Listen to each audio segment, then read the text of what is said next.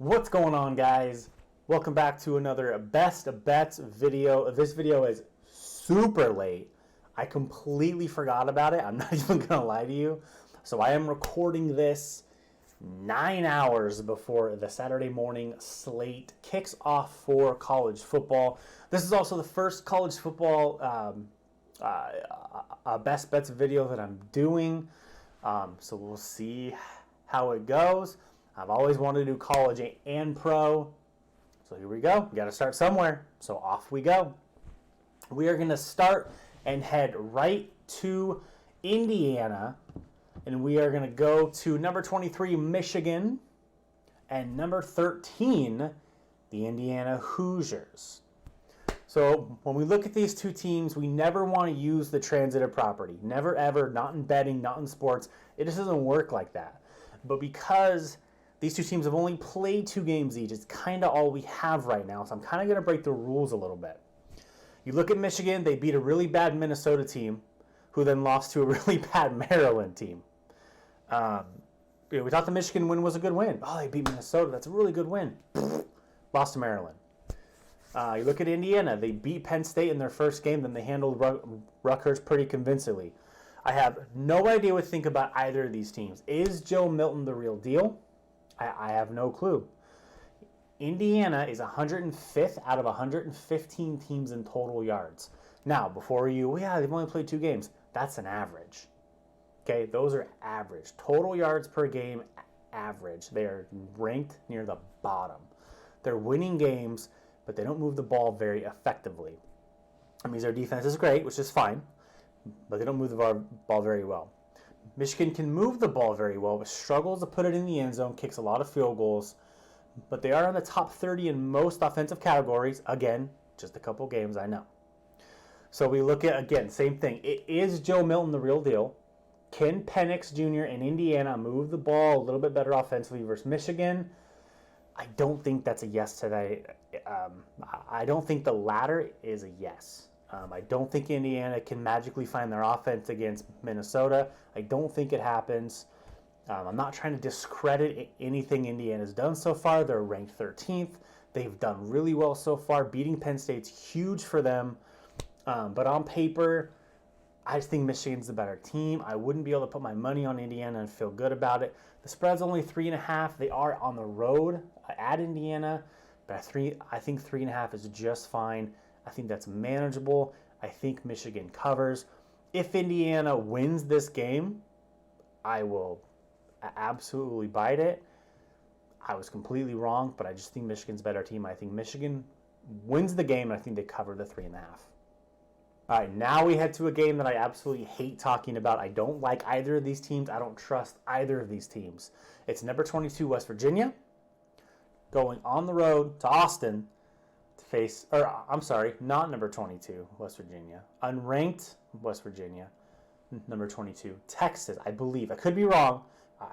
I think my notes are wrong because I don't think Texas is, I don't know. One of these two teams are ranked 22. Irrelevant. I don't like either of these teams. Both of these teams stress me out when I bet on them. Texas, it feels they only play up when they're the dog, and they struggle when they're the favorite. They play down to their opponents when they're the favorite. They're led by Sam Ehlinger, who can move the ball pretty well. Going to play at the next level, no problem. But West Virginia has an incredible defense, great defense.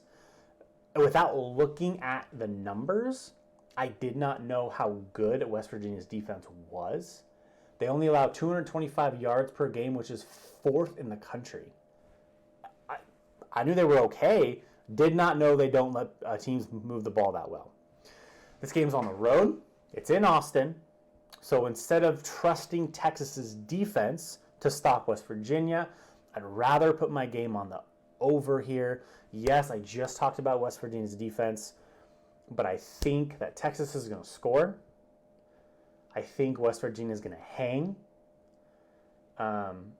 These two teams combined are 9-3 on the over for this year. They put up points. West Virginia, for being 4th in the country in total yards, they're still really good with the over. Both these teams hit the over. I think 55 is manageable. And instead of betting on Texas to cover the 6.5, I would rather put my money on the over. I think 28 points for each team is not out of the realm of possibility. I think it hits in Austin. I'd put my money on the over 55. Next up, we head to a game I am really, really excited about. It is number 25, Hugh Freeze and the Liberty. I believe the Flames. Entirely could be wrong. Don't judge me. And they travel to Blacksburg to face Virginia Tech.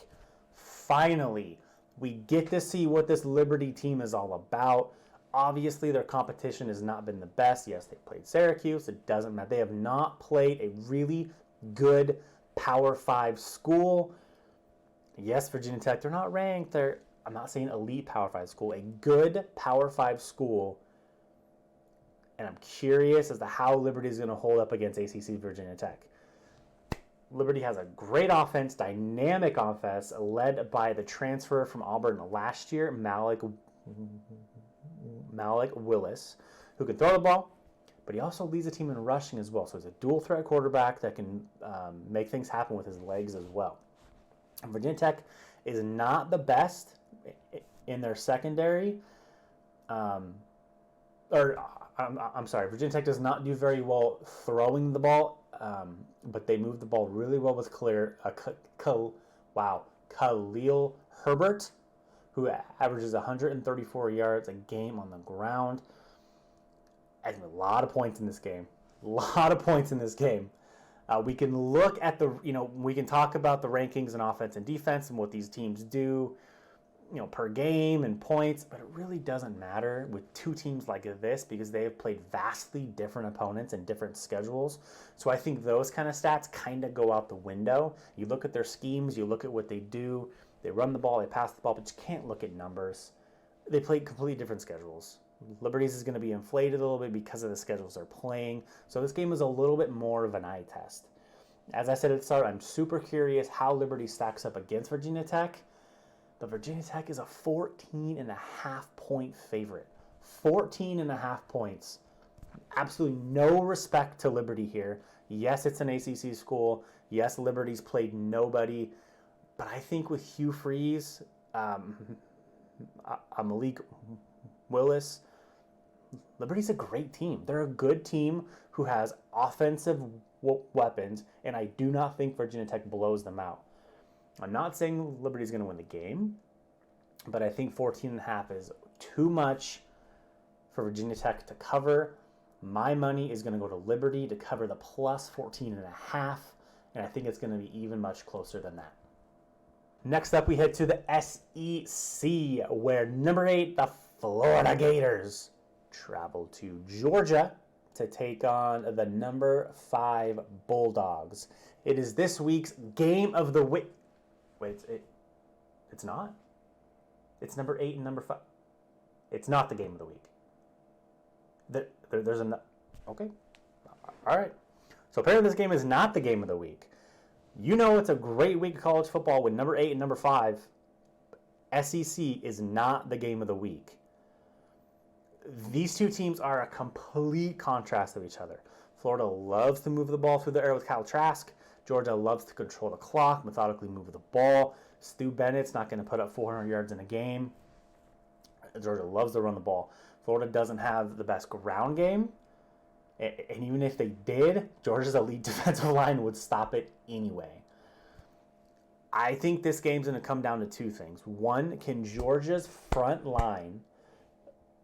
defensive line put enough pressure on Kyle Trask so they can drop back in coverage and try and stop the pass? Florida loves to pass the ball. Kyle Trask is really good.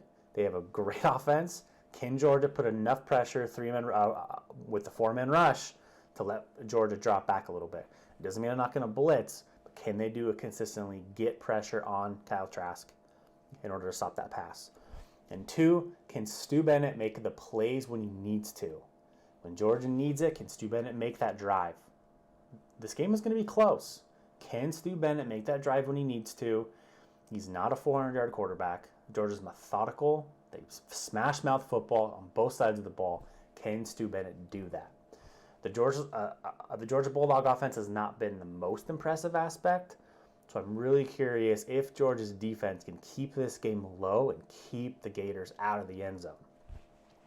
I love the Georgia defense, one of the best in the country, but Stu Bennett does not give me a lot of confidence. I think the game stays close with a 3.5 point line. The over-under is 52.5. I'm putting 2 on this. I think Georgia covers the 35.5. And I think 52.5, I think the under hits as well. I think Georgia's defense is too good. I don't think Florida's going to get shut out or anything, but I think that Georgia's defense is good. Georgia covers and the under hits 52.5. All right, now we head to a very important game in the Big 12 as the number 14 Oklahoma State Cowboys travel to the Wildcats of Kansas State. Both teams desperately need a win in the crowded top end of the Big 12. Oklahoma State brings their stout defense, ranked 14th in total yards and 16th in points allowed at a 115, along with their incredible running back Chuba Hubbard. I love that name, by the way. Who struggled last week versus Texas, but otherwise has been running the ball really, really effectively. Kansas State has been so inconsistent on their side of the ball. It's probably killing their fan base.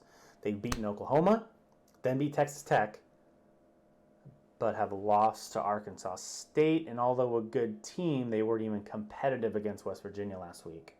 So for being 4-2, Kansas State they don't rank in the top 50% in yards in either offense or defense. They're a very mediocre team who shows up one week and then doesn't show up the next. They're very, very inconsistent, and that concerns me and that worries me. Kansas State is at home, but I think that trying to hope that Kansas State can turn it around against the really good Oklahoma State defense, that's not something that I can trust. I think Oklahoma State comes in, they kind of have their way with Kansas State here. I think Kansas State struggles to score.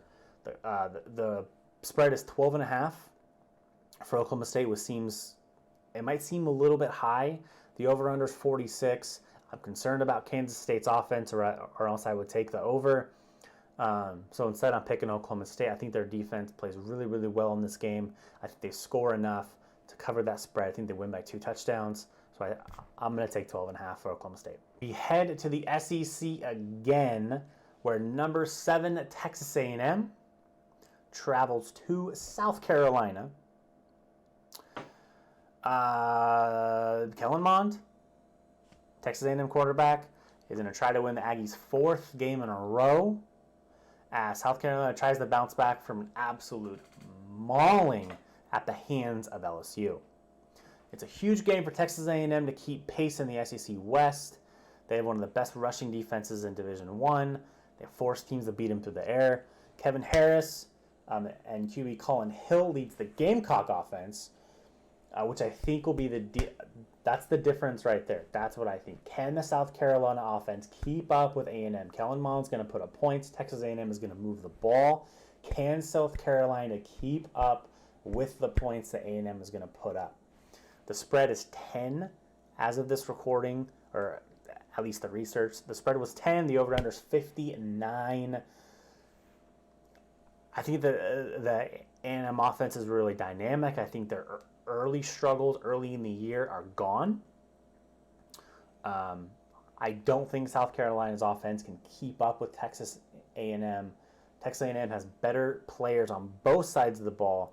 They're not going to shut out South Carolina. South Carolina will put up some points, but I think A&M will do what they need to do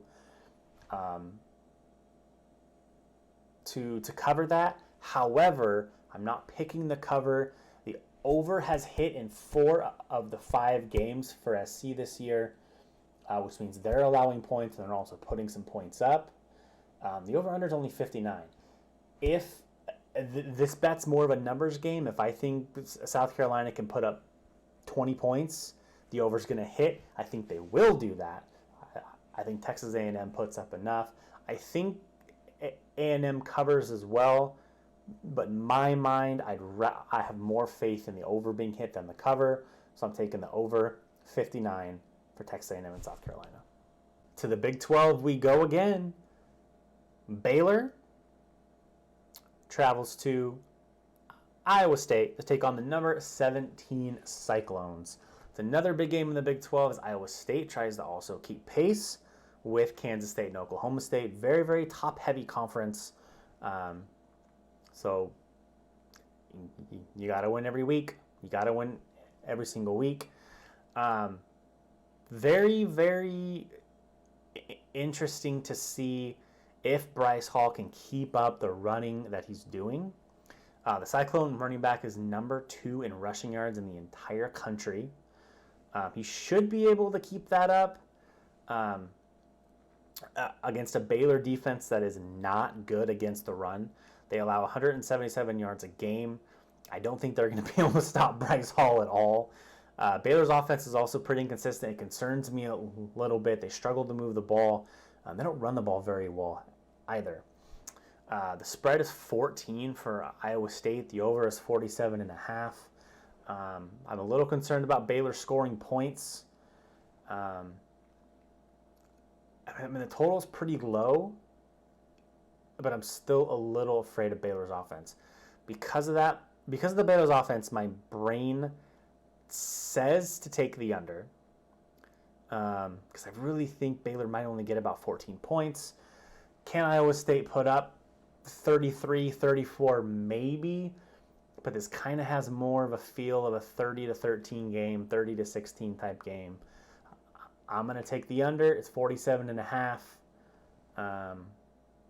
The points, 14, seems a little high to me. So I'm going to take the under instead. Or the over instead, I'm sorry. God, good Lord.